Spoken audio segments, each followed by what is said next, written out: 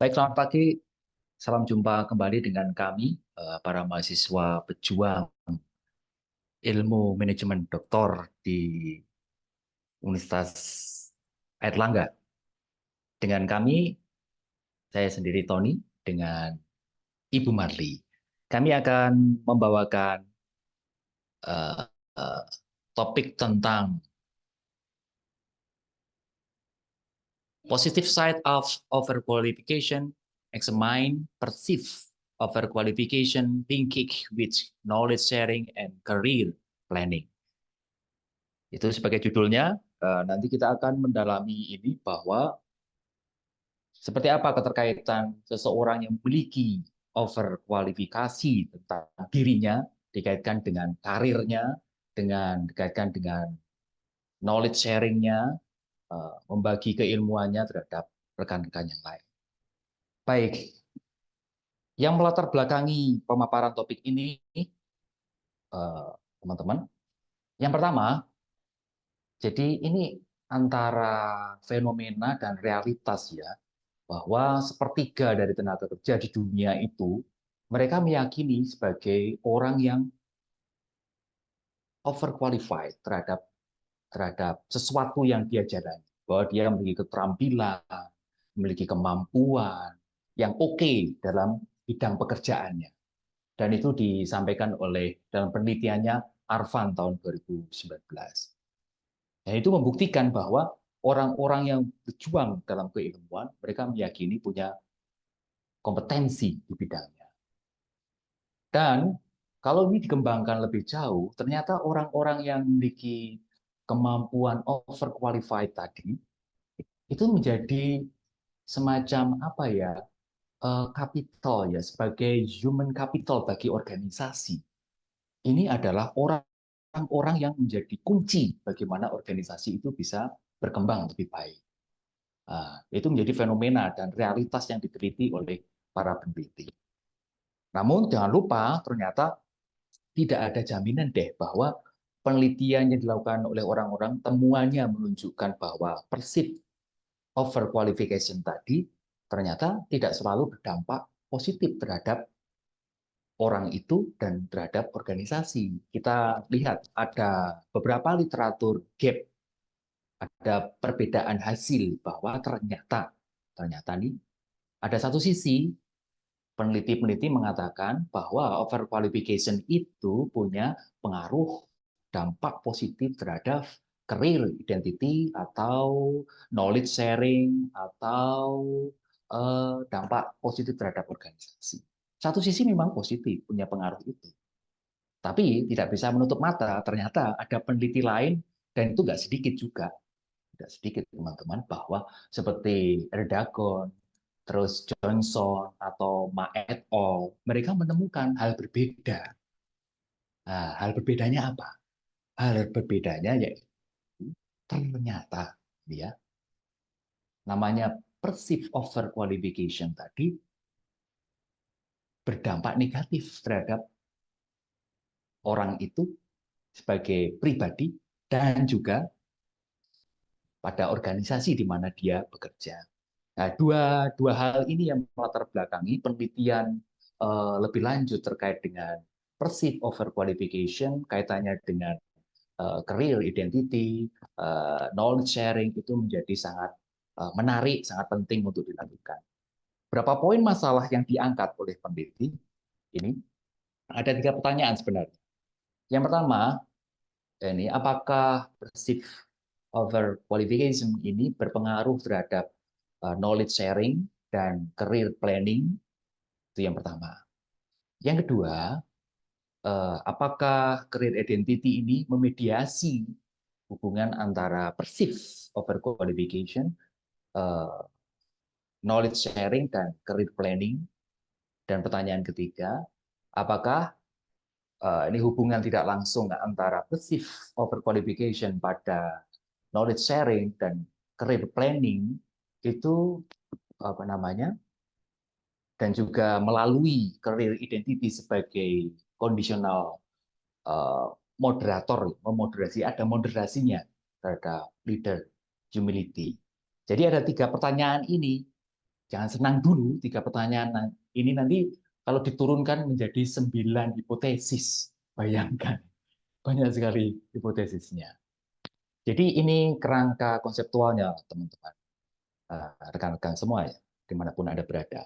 Jadi ada perceived overqualification, ada career identity sebagai mediasi, terus ada knowledge sharing dan career planning dari orang itu, dan ini menarik, ada moderasinya. Moderasinya yaitu leader humility. Baik, kita lanjutkan.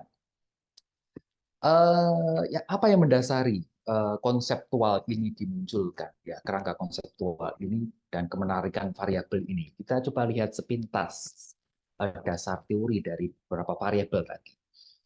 Jadi ada 3, setidaknya kami melihat, Mali dan saya melihat bahwa ada 3 teori yang mendasari kerangka konseptual itu dimunculkan. Yang pertama tentang person and environment fit theory. Ini menunjukkan apa? Kesesuaian seseorang itu memutuskan bekerja di suatu tempat dengan lingkungannya, bahwa orang itu dengan over qualification-nya, dengan kemampuan lebihnya, apakah dia punya kecocokan di mana dia tinggal. Ketika itu cocok, ya nanti over qualification orang yang punya kelebihan banyak ini akan ibaratnya enjoy, senang, dan akan menjadi sangat produktif di situ karena dia sepertinya diwadahi.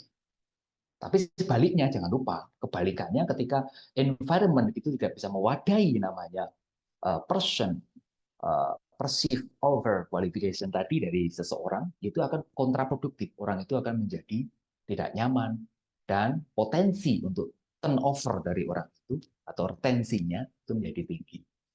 Itu konsep yang pertama. Konsep yang kedua tentang justice theories, tentang masa lalu ya. Ini konsekuensinya begini, justice theory. Bahwa misalkan saya atau kita sebagai pribadi memutuskan bergabung di suatu organisasi, menempati posisi tertentu di organisasi itu, katakanlah kita posisinya oke lah middle ke atas, posisinya tinggi. Di sana kita akan memiliki apa? Yang namanya hak sekaligus kewajiban. Di sana letak namanya justice, keadilan. Teori keadilannya apa? Antara kewajiban sebagai konsekuensi posisi yang dia miliki, apakah itu setara atau equal dengan yang namanya hak yang dia terima, reward yang dia terima, kemudahan-kemudahan, manfaat-kemanfaatan yang dia terima, yaitu namanya justice theories. Jadi dalam perspektif ini, seseorang dengan overqualification, dia akan merasa merasa apa namanya? Ketika dia merasa adil, dia memperoleh sesuatu yang adil sesuai dengan kompetensi yang dia miliki, dia akan enjoy di situ. Kebalikannya, ya bisa dinarasikan, ya berbeda. Ketika seseorang tidak merasakan ketidakadilan dalam suatu organisasi, jelas potensinya dia tidak nyaman di situ. Lama-kelamaan ya ujungnya tadi, potensi keluar. Oke. Sekarang teori identitas. Teori identitas yang menunjukkan bahwa penyadaran seseorang, aku ini siapa toh? Aku siapa di tengah organisasi di mana aku memutuskan untuk bergabung. Kan begitu. Identitasku. Semakin tinggi citra diri seseorang akan dirinya, tentu dia mengharapkan apa tadi? Mengharapkan tadi reward yang lebih atas dirinya. Mengharapkan sesuatu yang lebih untuk dikembangkan. Jadi teori identitas. Makanya di sini kita asumsikan bahwa orang yang dengan over qualification yang tinggi, ibaratnya orang itu dengan kepedeannya karena dia memiliki banyak hal yang positif dan baik, dan dia meyakini itu dia punya sebagai orang yang mampu dan berkompeten. Oke, oke, kita lanjutkan dasar teorinya. Dari pengembangan dari 3 teori tadi, kita pahami perceived over qualification itu kan mau menekankan soal keyakinan diri seseorang bahwa orang itu memiliki keterampilan, pengetahuan, atau memiliki pengalaman yang sangat dibutuhkan di posisi yang dia sedang tempati. Jadi ini orang ini percaya diri, punya kompetensi yang oke dari sisi knowledge, dari sisi skill, dari sisi pengalaman, oke kan? Kan begitu. Ibaratnya kalau fresh graduate gitu, fresh graduate belum punya pengalaman, tapi orang ini pinter, ya belum lengkap. Fresh graduate dengan kepintarannya, dengan pengalamannya, dengan apa namanya keterampilannya, dia akan punya nilai jual tinggi. Nah, ibaratnya begitu. Ibu bapak teman-teman sekalian. Jadi orang dengan overqualification tadi berpikir ke depannya jauh. Baik, kita lanjutkan. Dari judul tadi ya tentang perceived overqualification dikaitkan dengan uh, career planning atau knowledge sharing dan dimediasi dan apa namanya career identity career dan sama dimoderasi sama leadership humanity. Kita memunculkan dari 3 pertanyaan tadi itu di breakdown diturunkan menjadi 9 hipotesis. Bayangkan banyak sekali, banyak ya Bu Marli ya, banyak sekali. 10, Pak, 10. Oh Karena 9-nya A 10. dan B loh, Pak. Nanti kalau pertanyaan itu ada anak-anak pertanyaan. Baik, ada 10 ya. Oke. Saya penulisannya hipotesis 9A dan B. Kita cermati satu persatu secara cepat ya. Oke, hipotesis yang pertama itu mau melihat ini hubungan antara perceived overqualification dengan identity, career identity dari seseorang. Bagaimana hipotesisnya? Merujuk pada penelitian dari Pujita dan Su et al. Tahun 2021 dan 2018 mengatakan bahwa perceived overqualification itu berpengaruh positif atau berhubungan positif dengan career identity. Itu artinya apa? Ya, jadi semakin perceived qualification itu terwadai, maka career identity-nya akan semakin jelas. Orang itu semakin tahu apa yang mau dikerjakan ke depannya.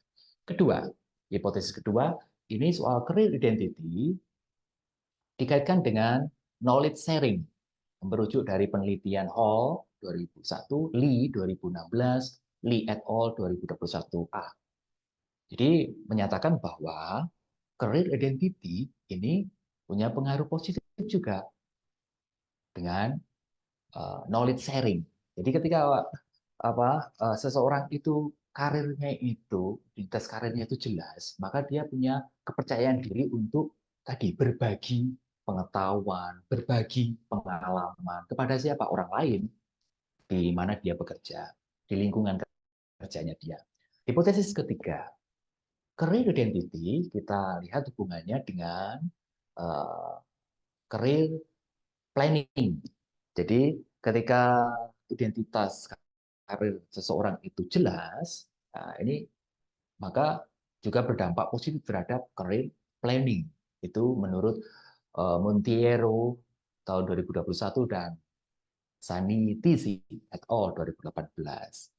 Ya, ini hipotesis keempat ya. Hipotesis ketiga. Saking banyaknya sampai saya bingung-bingung. Hipotesis keempat, rekan-rekan.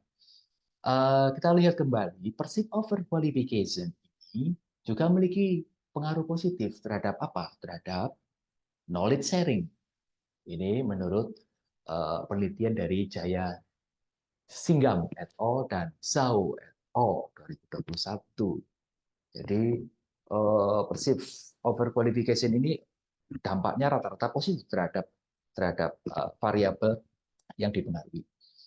Oke, hipotesis yang keempat, perceived overqualification juga memiliki hubungan yang positif terhadap apa? Career planning seseorang. Jadi ketika seseorang itu dengan kualifikasinya yang banyak tadi, dia akan membayangkan, oh, planningnya mau kemana nih? Ya, itu semakin jelas.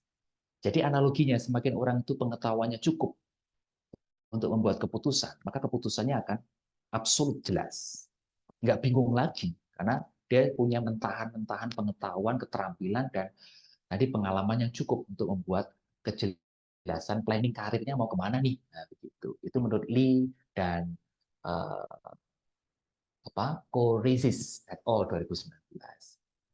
Nah, itu hipotesis pertama sampai hipotesis kelima itu rata-rata menunjukkan hubungan korelasi parsial, partial correlation antara satu variabel dengan variabel yang lain, entah itu variabel yang terikat atau variabel mediator.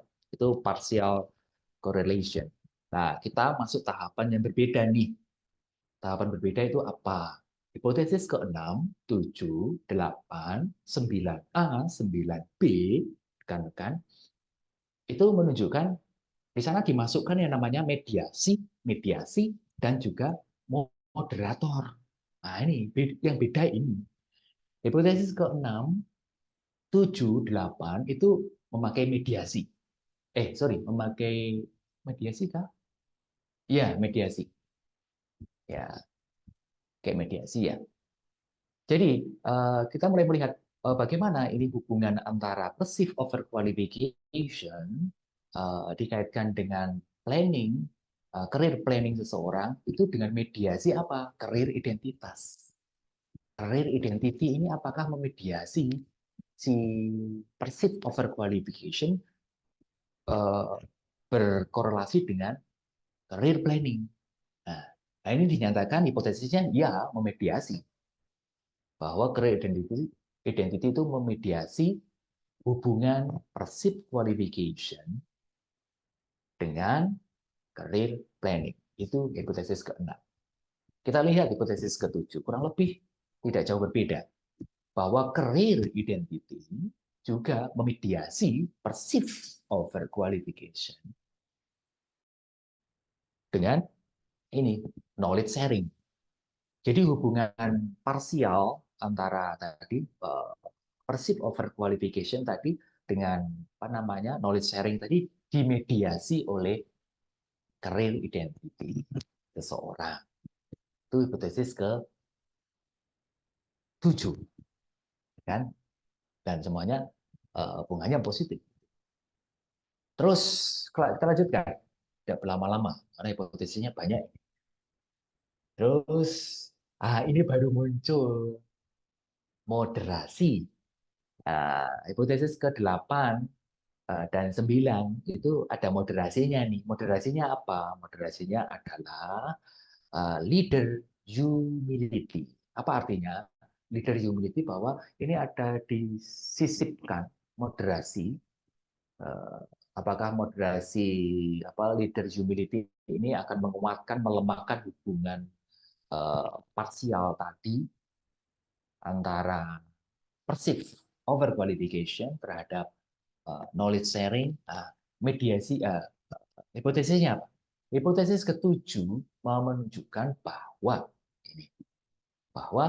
leader humility, bahwa kerendahan hatian pemimpin atau pemimpin yang rendah hati itu ternyata mampu memoderasi hubungan perceived overqualification terhadap career identity seseorang.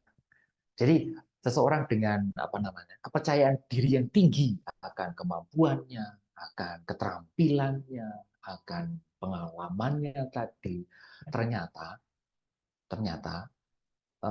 bisa dimoderasi, bisa bisa dikondisikan untuk memperjelas karir identiti seseorang. Begitu. Jadi kecenderungan kalau orang pasif overqualification-nya tinggi itu kecenderungannya ketika orang memiliki banyak hal yang baik, misalnya ketika orang pintar kecenderungannya kan sombong. Untuk humble itu kan mungkin lebih kecil ya kayaknya. Ketika orang kecenderungan manusiawi itu ketika orang itu punya lebih dia akan congkak. Ketika orang pintar dia akan congkak. Ketika orang kaya dia akan congkak. Kecenderungan ya. Tidak bisa dipukul rata bahwa semua orang kan begitu. Tidak. Ini juga terkait dengan personality seseorang. Oke, kita lanjutkan. Sekarang ini hipotesis yang terakhir. Hipotesis 9A dan 9B. Jadi hubungan yang tadi, hubungan yang ini melihat keterhubungan secara utuh. Baik itu hubungan yang dimediasi sekaligus dimoderasi. Ya, begitu. Ini keren ini hipotesisnya. bahwa ternyata moderasi tadi apa? Leader humility tadi bisa memoderasi hubungan antara ini ya, antara perceived overqualification dengan knowledge sharing yang dimediasi oleh apa tadi? Career identity. Jadi hubungan mediasinya ada nih, tetapi juga sekaligus ada moderasinya. Nah, begitu. Makanya di sini melihat hipotesis secara utuh, keseluruhan. Hubungan antar variabel, ada mediasinya, sekaligus ada moderasinya. Dari dua hipotesis 9A dan 9B ini ternyata pemimpin yang rendah hati itu bisa memoderasi dan perceived overqualification terhadap apa namanya knowledge sharing sekaligus juga terhadap career planning seseorang dengan mediasi career identity begitu tadi. Jadi kurang lebih ini hipotesis yang dibangun untuk menjawab 3 pertanyaan tadi yang di awal, slide awal tadi. Jadi slide awal dengan 3 pertanyaan, tapi kalau diperinci ternyata ini. Nanti untuk bisa membuktikan hipotesisnya itu bisa diterima atau tidak, kita akan dibantu Ibu Mali. Karena dia sudah menguasai data-datanya ini. Nggak tahu cari datanya kapan. Semalam suntuk mencari data ini kayaknya. Baik, Oh, kesempatan diberikan kepada Ibu Mali. Silakan. terima kasih Pak Tony. Wah, Pak Tony ini lebay. Bukan saya yang penelitian kok, saya yang cari data. Saya hanya Silakan. akan menjelaskan aja bagaimana Kan dan teman-temannya ini melakukan proses penelitiannya begitu ya. Yang pertama dari sisi sampel dan prosedur. Jadi penelitian ini itu menggunakan 3 tahap pengambilan data begitu ya. Nah, partisipannya itu adalah, eee, corporate sector employee begitu ya. Nah, terus 3 tahapan ini itu jadi dari tahap pertama ke kedua dan kedua, ketiga itu dikasih waktu sekitar 2 minggu kemudian begitu ya, baru dilakukan pengambilan data begitu ya. Nah, tujuannya adalah untuk mengurangi yang namanya common method bias, seperti itu. Itu yang dilakukan oleh Kan, begitu. Nah, pada tahap pertama itu yang diberi kuesioner itu adalah para karyawannya, ada 3 pertanyaan atau kuesioner gitu ya, kuesioner yang dibagikan itu yang tentang perceived overqualification, leader humility, dan juga kaitannya dengan variabel-variabel berdemografi begitu ya. Jadi laki-laki atau perempuan, usianya berapa begitu ya, terus, masa kerjanya berapa lama, seperti itu. Lalu tahap kedua itu diberikan juga ke employee, kuesioner tentang career identity begitu. Nah, pada tahap ketiga yang diberi kuesioner itu adalah supervisornya begitu ya. Jadi supervisor itu nanti yang mengisi me me menjawab untuk pernyataan-pernyataan tentang knowledge sharing dan career planning. Nah, dari proses ini awalnya itu secara acak diberikan ke 283 orang begitu ya.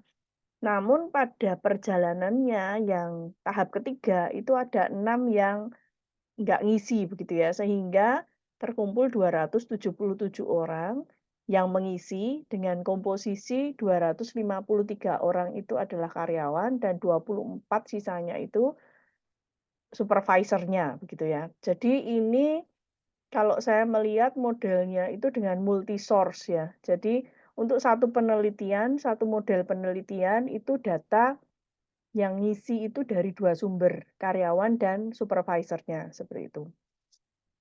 Nah, dari 277 orang partisipan ini, terbanyak itu 75,5 ya, 75,5% itu laki-laki, dan untuk rata-rata usianya ada di 33,05 tahun. 0,5 tahun itu berapa bulan ya, Pak? Ya secara matematis seperti itu ya. Lalu untuk pengalaman kerja atau pengalaman kerja mereka itu sekitar 10 tahun, lebih dikit begitu ya, seperti itu. Lalu bentar. Oke, untuk pengukuran, Kan dan teman-teman ini menggunakan semuanya terstandar begitu ya, artinya tidak ada pengembangan kuesioner, tetapi dia ada yang menggabungkan. Di knowledge sharing dia menggunakan 4 butir pernyataan itu dari Block et al. Tahun 2005 dan mengkombinasikan dengan Lai dan Chen tahun 2014. Kalau yang lain, standar begitu ya, seperti itu. Nah, lalu hasil analisis datanya. Dari sini, eee kita bisa sebelum melihat ke tabel ya. Jadi, Kang dan teman-teman ini melakukan non-respon bias, test begitu ya, dengan pair sampel t-test begitu ya. Di mana hasilnya itu menunjukkan kalau total variansinya itu 23,61%. Ini artinya bahwa tidak ada isu tentang common method bias gitu ya. Karena syaratnya itu harus di bawah 50% dan ini kan di bawah 50% gitu. Lalu kan juga melakukan ini confirmatory factor analysis untuk, kuesionernya begitu ya. Nah, dengan sampel size ratio untuk estimasi itu 1:5 begitu. Jadi yang kita lihat angkanya yang paling, atas begitu ya. Dan di sini dinyatakan oke begitu ya. Oke, nah terus untuk confirmatory factor analysis-nya juga oke semua nih.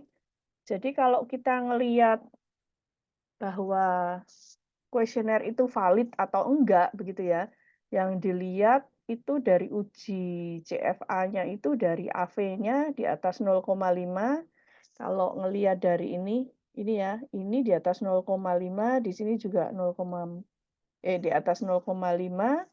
Lalu biasanya yang kita lihat lagi ini loadings-nya begitu ya. Untuk loadings-nya itu di atas 0,4 semua. Jadi oke semua nih, bisa dilanjut untuk penelitian, untuk uji hipotesis. Nah, tadi uji data sudah lolos begitu, jadi kita berpindah ke uji hipotesis. Nah, di sini tidak memakai Amos kan, tapi memakai hierarchical linear regression begitu ya. Jadi regresi hierarkikal begitu ya.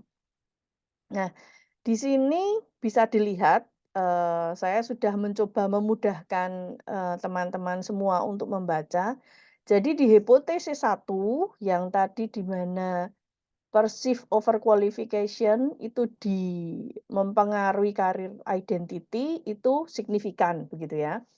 Yang kedua, karir identity berpengaruh pada knowledge sharing juga signifikan. Lalu di H3 ini ya, karir identity ke karir planning juga signifikan. Jadi ini signifikan semua nih, Bapak Ibu. Yang tadi dikatakan oleh Pak, Tony sebagai hubungan yang parsial ya, ini signifikan semua. Dari H1 sampai H5. Nah, pada hipotesis 6 dan 7 itu kan, mediasi ya, menguji mediasi. Jadi peran dari karir identity, terhadap ini ya, perceived overqualification, terhadap ini ya, Y-nya knowledge sharing dan career planning ternyata mereka kok mereka, dua hipotesis ini memediasi tapi partially. Sebetulnya kan, kalau dari, David Kenny itu kan kalau X ke Y itu signifikan, X ke mediatornya signifikan, mediator ke, Y-nya itu juga signifikan, itu partially ya sih. Jadi karena hubungannya langsung begitu ya. Tapi kalau X ke Y itu tidak signifikan, lah itu mungkin, jadinya jadi fully mediated begitu ya, tapi di sini kasusnya jadi partially mediated. Nah, terus hipotesis yang ke-8 itu kan kaitannya dengan interaksi moderasi ya, bagaimana pengaruh, dari humility, ke rendah hati ya, Pak, ya? Kira-kira ya? Rendah hati Iya, ya? pemimpinnya Eee, rendah hati. kalau pemimpinnya rendah hati itu, akan memperkuat atau memperlemah nih, proses orang berpikir tentang bahwa dia overkualifikasi, terhadap karir identity-nya dia. Nah, di sini lalu muncul gambar, jadi menginteraksikannya begitu ya, menginteraksikannya di moderasinya ini tadi. Nah, ternyata di sini kalau kita lihat ya, ini kan ada kondisi di mana kalau pimpinannya ini, si leader ini, orangnya kalau low itu berarti dia ndak rendah hati begitu ya, tapi atau rendah hati tapi rendah hatinya sedikit gitu ya, dibandingkan dengan yang di sisi kanan ini yang kotak ini ya. Jadi ada yang diamond ini ya, garis dengan diamond ini menunjukkan sorry, pimpinan yang rendah, rendah, eee, rendah hatinya, rendah hatinya. Sedangkan kalau yang kotak ini itu adalah pimpinan yang kerendah hatiannya tuh tinggi begitu ya. Nah, kita coba lihat pada situasi sebetulnya sama kalau saya melihat ya. Jadi sebetulnya leadership yang humility, entah rendah entah tinggi, itu akan semakin memperkuat gitu ya, memperkuat jadi orang yang punya over quality ini, itu akan semakin merasakan, adanya ini ya, karir identity begitu ya. Tetapi yang lebih tinggi itu adalah kalau pada saat si pimpinannya itu kerendahan hatinya tuh tinggi begitu ya. Jadi kalau kerendahan hatinya tinggi si pemimpin ini, maka dia akan lebih merasa karir identity-nya itu, terlihat seperti itu. Nah, lalu setelah itu di bagian yang tadi, hipotesis ke-9A dan 9B begitu ya. Dia kan menginteraksikannya tidak dengan hierarkikal lagi, tapi dengan SPSS makro yang, dikemukakan oleh Hayes ya, Hayes tahun 2019. Jadi dia mencoba membandingkan antara di sini terlihat ya ada simple path for low leader humility dan, simple path for high, leader humility. Nah, hasilnya ternyata pada saat kondisi, sorry di sini Y-nya adalah knowledge sharing ya, knowledge sharing. Jadi Hmm. ternyata leader humility itu kalau dilihat dari ini ya, dari yang saya kotai merah ini, itu ternyata dia itu memperkuat gitu ya, memperkuat, hubungan tidak langsung antara perceive over quality dengan knowledge sharing melalui karir identity begitu ya. Tetapi kalau kita lihat di sini angkanya itu yang leader humility-nya yang high itu memengaruhinya lebih tinggi begitu ya, lebih tinggi Betul. dibandingkan kalau yang, leader humility-nya rendah. Jadi ini hampir sama kayak yang, gambar sebelumnya tadi ya, seperti itu. Nah kita lihat nih sekarang di hubungan tidak langsung antara POQ, dengan career planning. Ternyata juga sama juga, signifikan juga ya, jadi memperkuat ya, signifikan dan memperkuat. Jadi, eee, leader humility ini memperkuat begitu ya, hubungan tidak langsung antara POQ ke career planning melalui career identity. Hanya saja kalau kita lihat, oh ternyata sama juga, yang high leader humility-nya tinggi, itu lebih tinggi ya, lebih tinggi dibandingkan dengan yang kalau dia low. Cuman saya nggak tahu kenapa ini selisihnya kok jadi 0,1 ya, mestinya kan 0,3 juga ini ya. Oke, tapi intinya adalah ternyata kalau kita punya pimpinan yang rendah hati begitu ya, rendah hatinya tinggi, itu bisa mempengaruhi ketika kita merasa bahwa kita itu punya kualifikasi yang lebih begitu ya, itu akan memperkuat kita untuk melakukan knowledge sharing begitu ya. Pengen Hmm. berbagi cerita lebih banyak begitu ya. Dan juga kita akan ini merasa, saya akan membuat karir planning supaya bisa naik karirnya seperti itu. Nah, kalau digambar jadi seperti ini. Jadi semuanya signifikan begitu ya, signifikan pada semua hipotesisnya, seperti itu.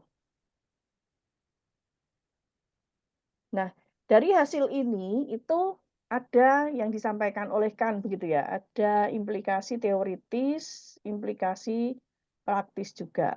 Yang untuk implikasi teoritis itu sebenarnya kalau saya melihat si Kant ini dan teman-temannya mengatakan bahwa sebetulnya kami dari penelitian ini itu bisa memperkaya penelitian-penelitian yang sudah ada begitu ya. Karena yang pertama itu penelitian tentang perceived overqualification ini yang mempengaruhi outcome positif itu sedikit gitu ya, itu yang pertama. Yang kedua, dia memasukkan teori role identity dan ini belum pernah dilakukan pada penelitian sebelumnya. Dan yang ketiga, kan ini dan bersama teman-temannya juga memasukkan variabel mediasi karir identity dan leader humility sebagai variabel moderatornya. Itu implikasi teoritisnya. Nah, implikasi praktisnya itu adalah kalau dari tadi dilihat hasilnya itu orang yang kualifikasinya lebihan ini, itu kan dia jadi pengen karir planning gitu ya, membuat planning kepastian karirnya di masa depan sehingga yang dilakukan oleh perusahaan itu sebaiknya ya dikasih pelatihan dan pengembangan untuk ini ya, untuk kalau kamu punya kualifikasi kayak gini, itu akan sampai mana nantinya kayak gitu. Itu yang diusulkan oleh Kant dan teman-temannya. Terus yang kedua, berkaitan dengan mempertahankan sikap kepemimpinan yang humility ini tadi, itu berkaitan dengan tadi hasilnya ternyata dia memperkuat untuk orang yang overkualifikasi itu mengeluarkan outcome yang positif begitu ya. Sehingga Iya. kalau misalnya nih Pak Tony, pimpinan di perusahaan kita gitu ya, itu Hmm. tidak kira-kira dipandang ndak humility begitu ya, mungkin ada baiknya dikasih pelatihan gitu ya, pelatihan supaya caranya berendah hati itu seperti itu ya, seperti itu. Terus yang berikutnya itu, nah sarannya di sini karena ini hasilnya outcome-nya positif ya, maka sebaiknya merekrut karyawan yang overkualifikasi begitu ya. Kenapa ini? Strategi hemat biaya. Kira-kira kenapa Pak Tony tahu nggak? Kok iso hemat ya? Nah, iya, satu orang dengan banyak kemampuan, banyak keterampilan, banyak pengalaman itu kan ini aset yang bagus ini. Gaji satu orang, tapi dia bisa Heeh. ngajarin banyak orang. Bener bener Hemat Pak, bener biaya, Pak. Iya. hemat biaya itu pasti.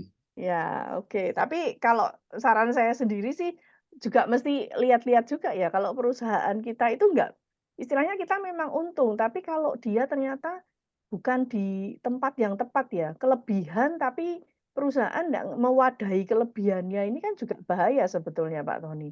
Karena Lama-kelamaan dia akan menyadari, aku dimanfaatkan dia ternyata ya. Bisa ya loh. salah satunya itu dan mungkin juga apa ya, istilahnya dia jadi energinya banyak tapi pelampiasannya enggak ada begitu ya. Betul. Ya Pak Tony. Nah ini Akses yang untuk serapan energinya itu ya tidak ada. Betul, jadi jelas. itu juga perlu di ini ya, perlu dipertimbangkan juga begitu kalau menurut saya sih gitu. Tapi kalau menurut hasil dari KAN ini memang betul bahwa ya enggak apa-apa kita rekrut orang yang punya overqualification tadi. Nah, terus untuk keterbatasan dan penelitian mendatang, itu kan kalau di sini, di penelitian ini, itu overqualification ini kan diukur dengan self report data gitu ya. Jadi saya yang menentukan nih, saya yang overkualifikasi atau enggak gitu ya. Nah, jadi ke depannya itu bukan dengan kayak gini, tapi akan lebih baik dengan hasil karirnya gimana sebetulnya, seperti itu ya. Itu. Kalau saya sendiri malah berpikir, eee, atau saya mengusulkan ya untuk penelitian ini kenapa ndak supervisornya begitu ya. Supervisornya kan sebenarnya juga bisa menilai ya dia overkualifikasi atau enggak. Misalnya kalau admin butuhnya cuman SMA, dia S1 gitu kan, sebenarnya sudah kelihatan kalau dia ini over qualification-nya kayak gitu ya. Iya iya iya. Terus yang kedua tentang, knowledge sharing ini kan diisi karyawan. Sorry, knowledge sharing karyawan itu diisi oleh supervisor di sini. Nah, ke depannya malah justru indikator ini harus yang isi karyawan. Kenapa? Karena kan yang tahu ini dari sisi karyawannya begitu ya. Atau kalau enggak ya pakai pengukuran yang lain begitu sarannya. Nah, terus berikutnya nih, ini kan tadi memasukkan gaya kepemimpinan yang humility. Jangan-jangan kepemimpinan yang model lain itu juga bagus juga nih, kayak gitu ya. Karena Hmm, beberapa, yang teori-teori yang kita pelajari itu kan, kepemimpinan yang baik itu kan tergantung juga dari karyawannya tuh sifatnya kayak apa, begitu ya.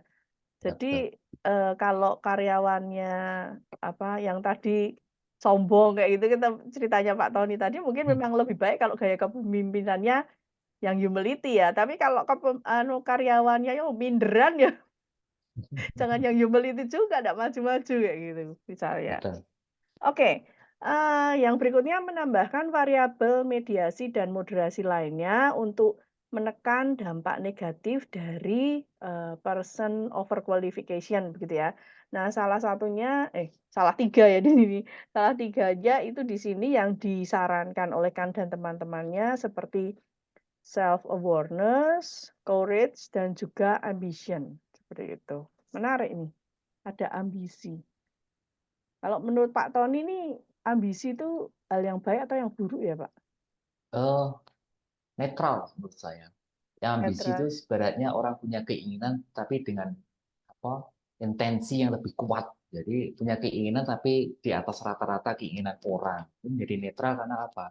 Daya juangnya, energinya lebih keinginan itu, ya kan? Oke, Dengan iya. ambisi orang itu kan apa namanya? Yang lainnya tidur 10 jam, dia tidurnya mungkin untuk mengejar ambisinya cuma 5 jam. Ya. Mati-matian. Oke oke, Ya, mungkin itu kita baik. bahas di lain waktu ya, Pak, ya. Oke, menarik. Ini kita akhiri dulu, tapi ini beberapa referensi yang mendukung cerita kami hari ini. Semoga apa yang kami sampaikan bisa bermanfaat dan memberi nilai tambah untuk pengetahuan teman-teman sekalian. Terima kasih. Terima kasih. Sampai jumpa. Sampai jumpa.